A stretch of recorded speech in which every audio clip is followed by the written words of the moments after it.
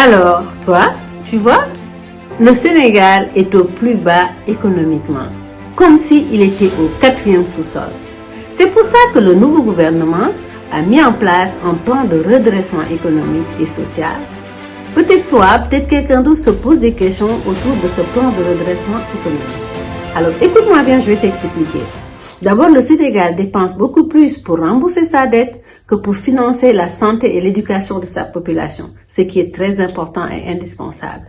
La dette réelle dépasse les 120% du PIB depuis que nous avons appris que la dette a été cachée par l'ancien régime. Il y a une grosse dette qui a été cachée par l'ancien régime. 46,8% des jeunes entre 15 et 24 ans sont sans emploi ni formation.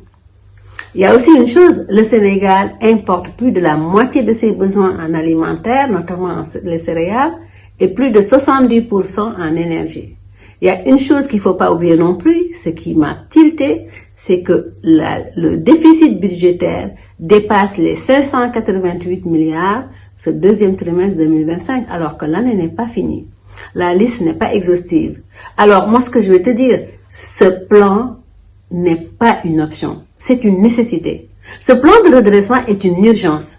Et pourquoi ce plan est-il si important? Parce que la plupart des grandes puissances ont traversé une crise. Et ils ont osé faire ce qu'il fallait. Je te donne l'exemple de la Turquie. La Turquie, dans les années 2001, avait frôlé la faillite. La Chine, dans les années 80, était un grand pays pauvre, très pauvre même. Dubaï, dans les années 70, était un désert. Mais ce qui a changé la donne, c'est qu'elles ont osé. Ces puissances ont osé se redresser. Ils ont osé se relever. Ils ont osé changer la donne. Je vais te donner l'exemple aussi de la Turquie. Ce qu'elle a fait, c'est qu'elle a fait l'audit complet de son économie, de ses recettes, de ses dettes, et quelques années plus tard, la Turquie est devenue une grande puissance régionale. La Chine, après cette crise qu'elle a connue dans les années 80, la Chine a ouvert son économie, a impliqué sa population et quelques décennies plus tard, la Chine est devenue la deuxième puissance mondiale. Sans oublier Dubaï qui était un désert, mais qui a diversifié son économie, qui a utilisé un dévouement incontrôlable, incontournable et un engagement collectif qui est remarquable. Ce Dubaï est passé du désert au hub mondial. Mais il y a une chose après qui m'a tilté aussi, qui fait un exemple concret qui va intéresser les Sénégalais, c'est les partisans de PASTEF. Ces partisans de PASTEF n'avaient pas de bailleurs derrière eux. Ces partisans de PASTEF n'avaient pas d'institutions qui les financent, ni de fonds, ni de ressources naturelles.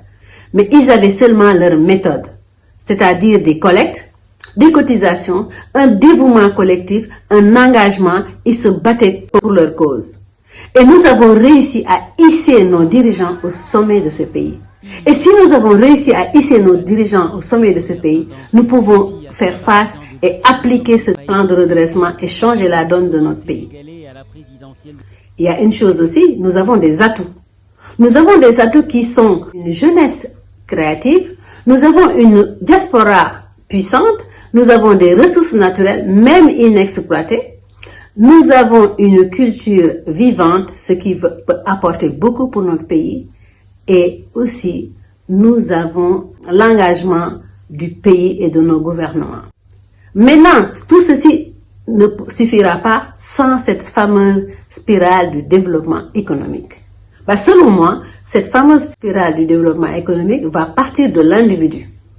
Nous devons agir sur l'individu, agir sur la famille, agir sur le quartier, agir sur la ville, sur la région pour développer notre fameux pays. Alors, si toi, tu as d'autres idées et que ça t'intéresse et que tu as une vision similaire ou que tu as des actions à mener, nous t'invitons à venir, je t'invite à venir vers notre communauté. Nous allons réfléchir ensemble, travailler ensemble, œuvrer ensemble pour ce redressement et changer la donne. Car cette souffrance au sous-sol, c'est à toi, moi, d'être l'acteur principal ou le premier acteur à nous faire sortir de cette souffrance pour nous amener vers la croissance. La croissance nous attend, mais nous devons sortir de ce 4e sous-sol et tu es l'acteur, moi aussi, et ton ami aussi, ton frère et ta famille. Je te remercie d'avoir écouté cette vidéo et j'espère que ça a ouvert quelque part l'idée ou l'envie de faire quelque chose et de changer la donne. Je te remercie et à très bientôt. Ciao, ciao.